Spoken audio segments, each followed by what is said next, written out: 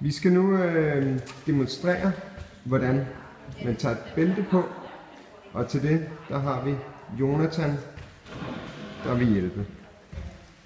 Man starter med at tage sit bælte, sådan her, så det bliver lige langt. Så tager man det en gang og sætter lige her ved maven, lige der ved mavesnøren. Og så kører man det rundt, sådan, så at man bytter det rundt om bagved, sådan, så der kommer et kryds. Må vi prøve at se?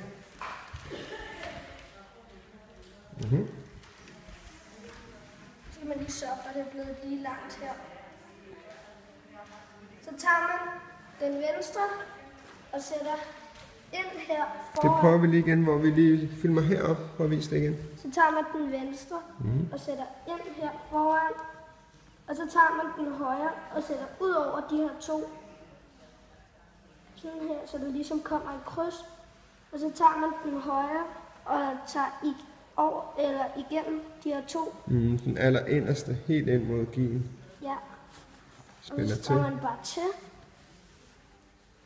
Så er man lige langt. Og så tager man den venstre og kører over under her. Sådan så kan lige vise. Der kommer sådan et kryds her. Og så tager man den sådan her ind under. Og så strammer man til, så der kommer sådan en her tegn. Super fint.